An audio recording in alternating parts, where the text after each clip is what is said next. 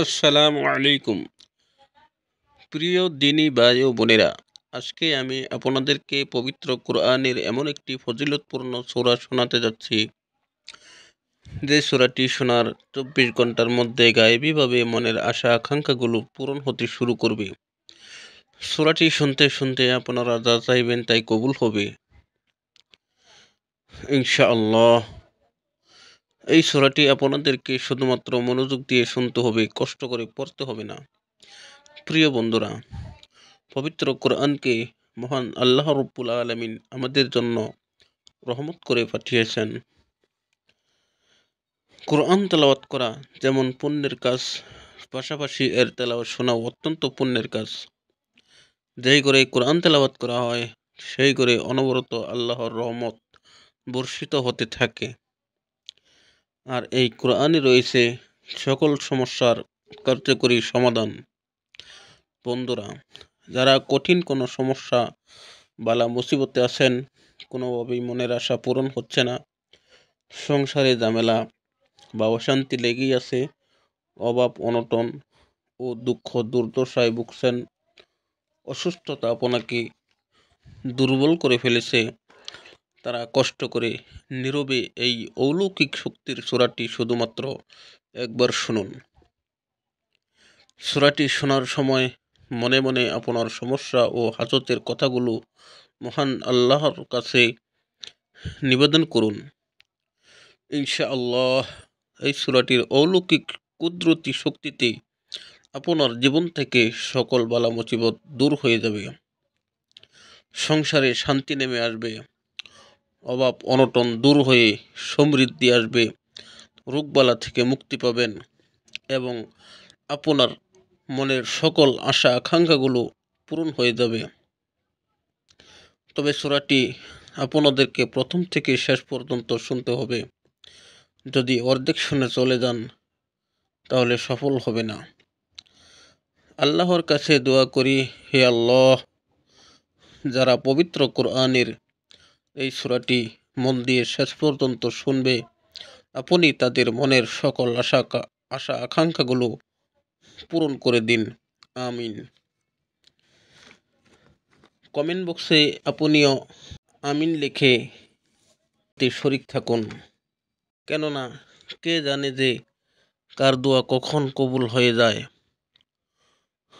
তো চলুন সেই সূরাটি এখন শুনে নেওয়া যাক। আউযু বিল্লাহি মিনাশ শাইতানির রাজীম। বিসমিল্লাহির রহমানির রহিম।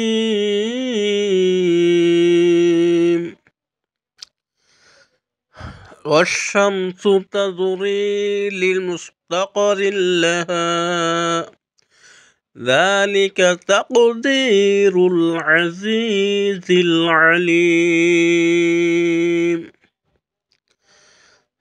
والقمر قدرناه منازل حتى عاد كالعرجون القديم. لا الشمس ينبغي لها أن تدرك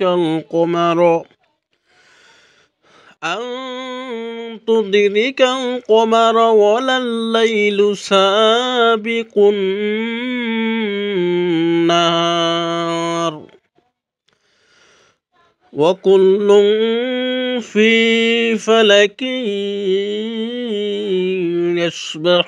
يسبحون.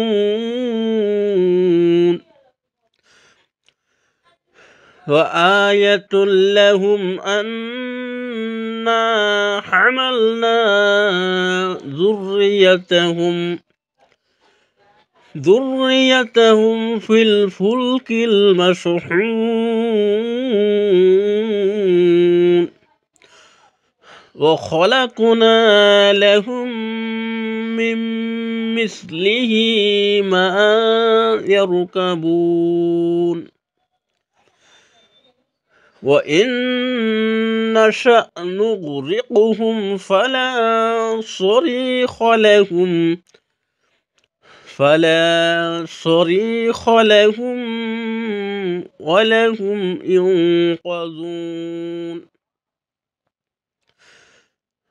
إلا رحمة منا ومتاعا إلى حين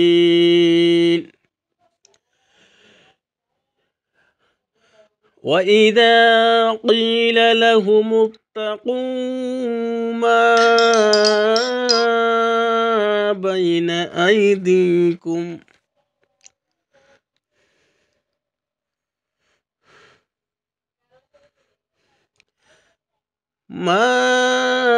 بين أيديكم وما خلفكم لعلكم ترحمون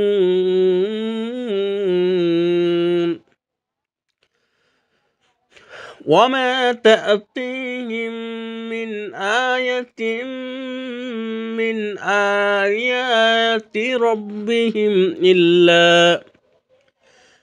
إلا كانوا عنها معرضين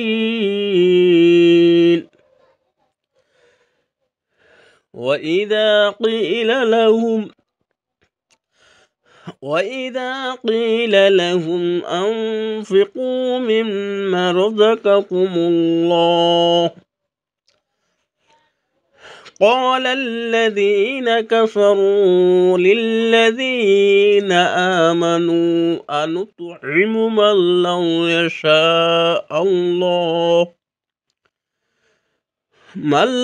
يشاء الله أطعمه إن أنتم إلا في ضلال مبين ويقولون متى هذا الوعد إن كنتم صادقين ما ينظرون إلا صيحة واحدة تأخذهم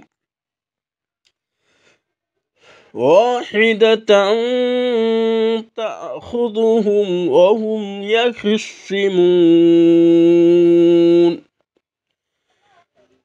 فلا يستطيعون توصية ولا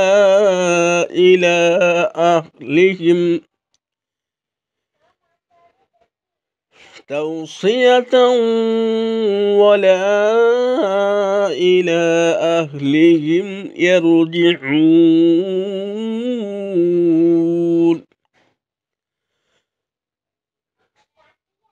ونفخ في الصور فإذا هم من الأجداث إلى ربهم ينسلون قالوا يا ويلنا من بعثنا من مرقدنا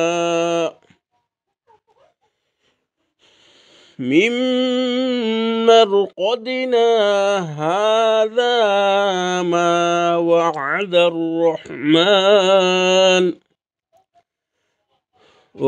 الرحمن وصدق المرسلون صدق الله العظيم.